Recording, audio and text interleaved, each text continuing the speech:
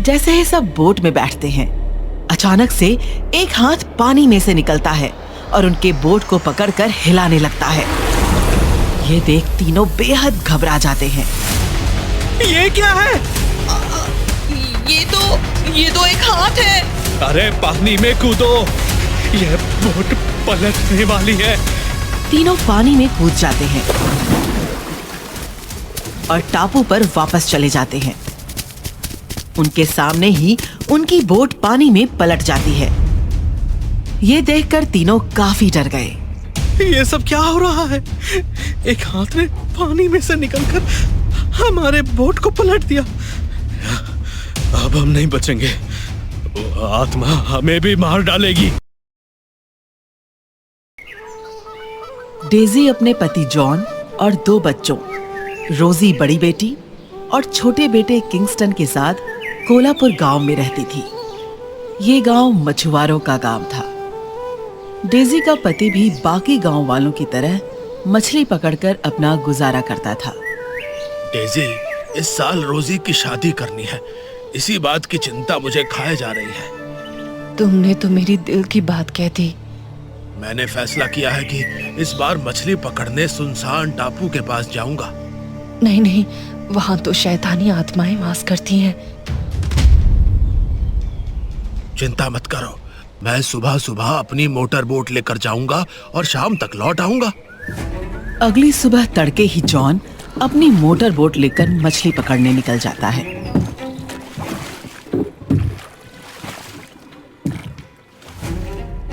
4 दिन बीत जाते हैं, लेकिन जॉन का कोई अता पता नहीं था। उसकी पत्नी डेजी परेशान हो जाती है और उसकी मानसिक स्थिति बिगड़ने लगती है। माँ, खाना खा लो, पिताजी समुद्र से मछली पकड़कर वापस आ जाएंगे। नहीं, वो नहीं आएंगे। मुझे पता है, उसे समुद्री श्राप ने मार डाला है। वहाँ जो कोई भी जाता है वापस नहीं लौटता। माँ, ये सब किस्से कहानियां हैं। तुम लोग अंधविश्वासी हो। हमारे स्कूल के मास्टर बतलाते हैं कि श्राप जैसा कुछ नहीं होता। एक दिन जब मैं समुद्र में मछली पकड़ने जाऊंगा तो सबका भ्रम दूर कर दूंगा। 4 दिन हो गए, मेरा पति वापस नहीं आया। अगर तू भी समुद्र में मछली पकड़ने जाएगा तो तुम मरेगा, तू भी मरेगा। माँ, तुम अपने बेटे से इस तरह बात मत करो। नहीं दीदी, मैं सब समझ रहा हूँ। अगले दिन एक मछुआरा हांफते हुए किंगस्टन के घर पहुंचता है। डेजी बहन, जल्दी चलो, एक अनर्थ हो गया है। क्या हुआ मामा? आप इतने परेशान क्यों हैं? तुम्हारी माँ कहाँ है? बेटे, तुम्हारे बाप की लाश समुद्र में पड़ी है। नहीं, ऐसा नहीं हो सकता।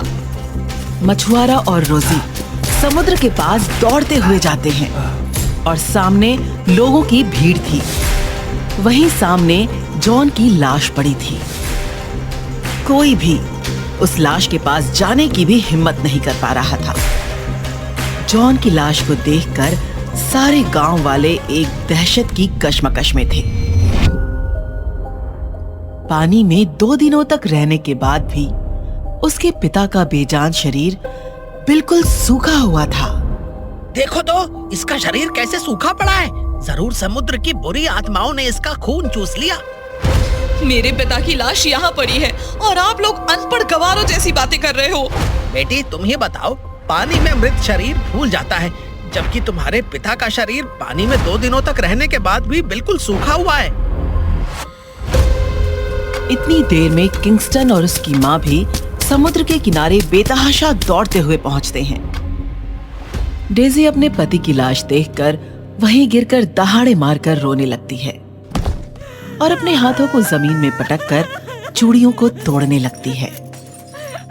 मेरे पिताजी को किसने मारा? बेटा, इनकी लाश हमें पानी में तैरती हुई दिखी थी। हाँ बेटा, जब हम मछली पकड़ के लौट रहा था तब इनको समुद्र में तैरते हुए देखा। ये 4 दिन पहले उसी टापू की तरफ गए थे जहाँ वो शैतान रहता है। हमने इन्हें मना भी किया था कि भाई साहब, उस तरफ आप मत जाइए। तुम लोग पागल हो गए हो। मेरे पिताजी का किसी ने बेरहमी से खून किया है। मैं इसका पता लगा कर रहूंगा। अपने पिता का अंतिम संस्कार करने के बाद किंगस्टन और उसकी बहन समुद्र के किनारे खड़े होकर बातें कर रहे थे।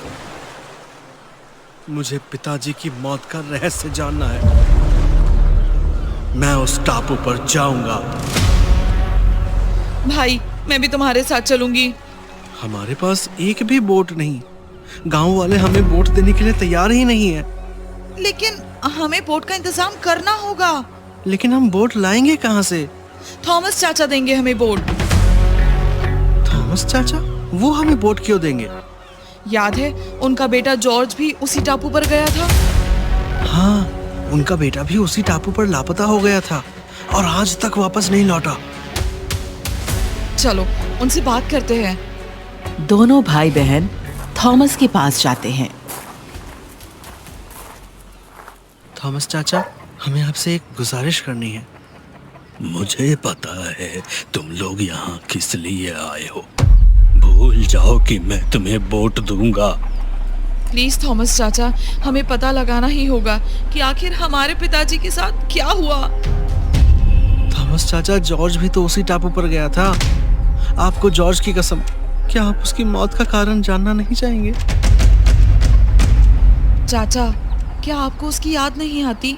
इतना सुनते ही थॉमस चाचा टूट जाते हैं और उनके आंसुओं का बांध टूट जाता है। कैसे भूल सकता हूँ मैं अपने इकलौते बच्चे को। मैं रोज उस टापू पर जाना चाहता हूँ, लेकिन हिम्मत नहीं जुटा पाता। हम आपके साथ चलेंगे। उस जगह का पर्दाफाश करके रहेंगे ताकि कोई और उस टापू का शिकार ना बने। ठीक है, मैं बोट तैयार करता हूँ।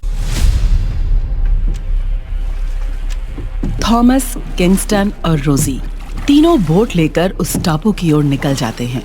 टापू बड़ा ही सुनसान था और चारों ओर उठती लहरें किसी भी इंसान के रोंगटे खड़े करने के लिए काफी थी।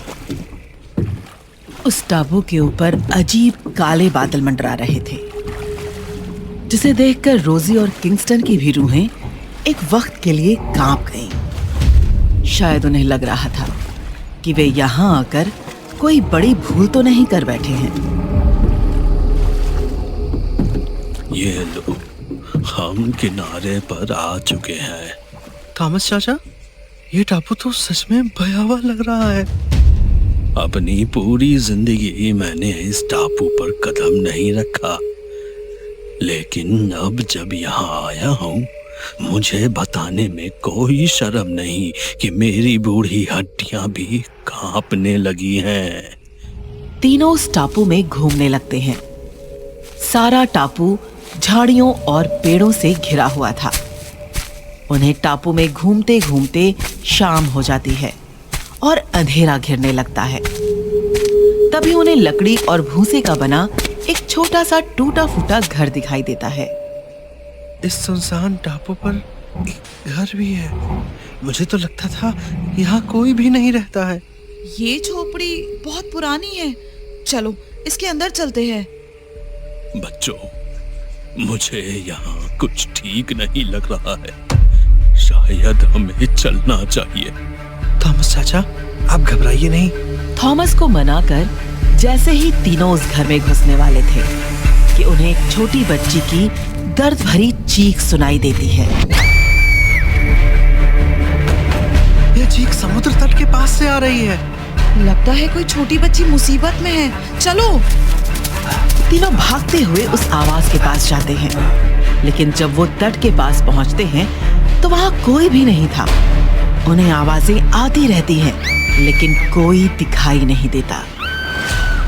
यहाँ तो कोई भी नहीं। मुझे बचाओ, मेरी माँ को बचाओ। ये आवाज अब उधर से आ रही है।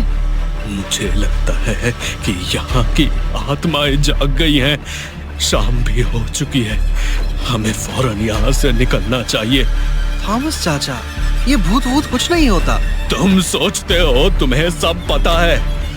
मैं तो यहाँ से जा रहा हूँ। आना हो तो आओ। किंगस्टन और रोजी को भी अब डर लगने लगा था, इसलिए वो चुपचाप थॉमस की बोट में बैठ जाते हैं। अब अंधेरा हो चुका था।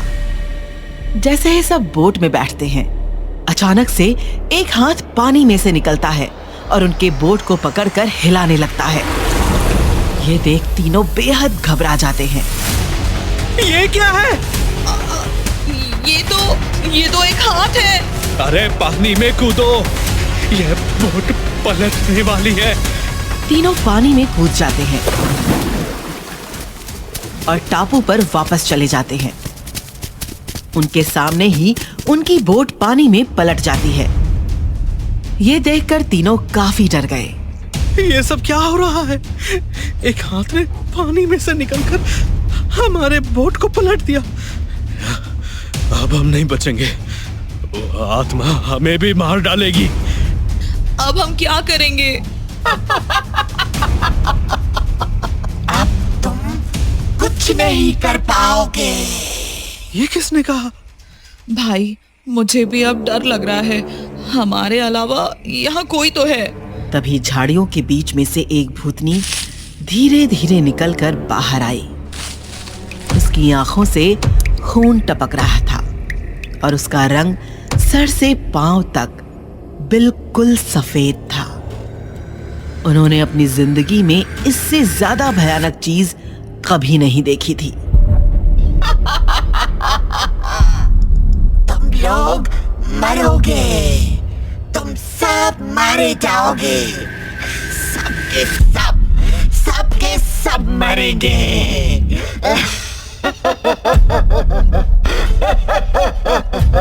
जान प्यारी है तो भागो।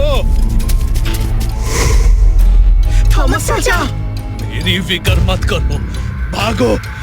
इतनी देर में वो भूतनी किंगस्टन और रोजी के सामने ही थॉमस की गर्दन को अलग कर उसका सारा खून पी जाती है।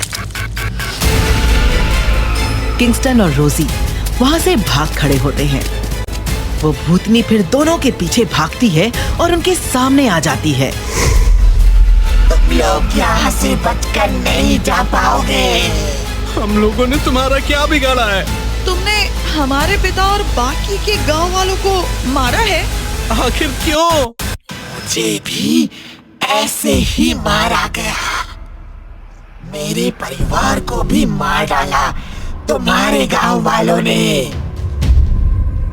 अब मैं किसी पर भी दया नहीं करूंगी, सबको मार डालूंगी। तुम यहाँ से चली जाओ, तुम मर चुकी हो। इस धरती पर तुम्हारा कोई काम नहीं। जब तक मेरी यादें यहाँ हैं, मैं यहाँ से कहीं नहीं जाऊंगी, कहीं भी नहीं। तभी किंगस्टन अपनी जेब से एक लाइटर निकालता है और पास पड़ी एक लकड़ी में आग लगाकर एक मशाल बना लेता है। ये देखकर आत्मा थोड़ी देर के लिए भाग खड़ी होती है। लगता है ये आत्मा आग से डरती है।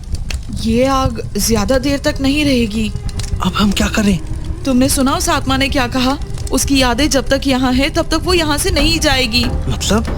जल्दी चलो मेरे साथ। मुझे लगता है उस टूटे हुए घर में कोई तो राज छुपा है। रोजी और किंगस्टन फौरन उस टूटे हुए घर के पास पहुंचते हैं। मशाल की रोशनी में दोनों उस घर के अंदर जाते हैं। दोनों उस घर की तलाशी लेने लगते हैं जिससे कि कोई सबूत हाथ लगे, लेकिन उन्हें ऐसा कुछ भी नहीं मिला। तभी एक बच्चे की रोने की आवाज आती है। दोनों की नजर अलमारी के पास जाती है। वहां एक बच्ची बैठी हुई थी।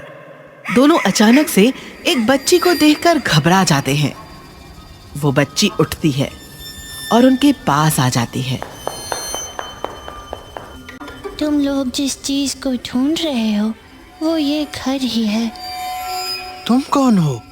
मैं अपनी माँ और पिताजी के साथ यहाँ इस घर में रहती थी। दोनों को गांव वालों ने अपनी मर्जी से शादी करने के कारण गांव से निकाल दिया था। तब वो दोनों इस टापू पर आए, लेकिन गांव वालों को ये भी मंजूर नहीं था। कुछ सालों बाद गांव वाले इस टापू पर आ गए और उन्होंने हम तीनों को मार डाला। तब से उस गांव का कोई भी व्यक्ति इस टापू के आसपास आता है तो मेरी माँ उसे मार डालती है। अगर तुम्हें हमारी आत्मा को मुक्त करना है तो इस घर को ही खत्म करना होगा, क्योंकि इसी घर से मेरी माँ की यादें जुड़ी हैं। इतना बोलते ही वो बच्ची गायब हो जाती है और एक तेज चीखने की आवाज आती है। ये उसके माँ की आत्मा की दहाड़ थी जो खून की प्यासी थी। वो तेजी से इनकी तरफ बढ़ने लगती है। किंगस्टन, फौरन इस घर को आग के हवाले कर दो। किंगस्टन उस मशाल को उस लकड़ी के बने घर में फेंक देता है और वो घर धू-धू करके जलने लगता है। तभी वो आत्मा उन दोनों के पास आ जाती है और रोजी और किंगस्टन को अपने पंजों में जकड़ लेती है। अब मैं तुम दोनों का खून पी जाऊंगी। अचानक उस आत्मा की पकड़ ढीली होने लगती है और अगले ही पल किंगस्टन और रोजी नीचे जमीन पर गिर जाते हैं। उनके सामने ही वो घर जलकर राख हो जाता है और वो आत्मा भी उसके साथ ही गायब हो जाती है। तभी उस छोटी बच्ची की आत्मा वहां आती है। तुम लोगों ने बरसों से भटक रही हमारी आत्मा को मुक्त कराया है। अब हम चैन से दूसरी दुनिया में जा पाएंगे। यह तो सचमुच अद्भुत हो गया। जिसे हम अंधविश्वास मानते थे, असल में वो कुछ और ही था। चलो हम भी वापस चलते हैं। इसके बाद रोजी और किंगस्टन वापस अपने गांव आ जाते हैं। किंगस्टन अब अकेले ही उस टापू पर जाकर मछलियां पकड़ता है और थोड़े ही समय में खूब सारा पैसा कमाकर अपनी बहन रोजी की शादी धूमधाम से करता है। दोनों भाई बहन ने समुद्री टापू का श्राप सुलझाकर गांव के आने वाली पीढ़ी की जान बचाई। दोस्तों, और भी डरावनी कहानियों को सुनने के लिए हमारे चैनल को सब्सक्राइब करें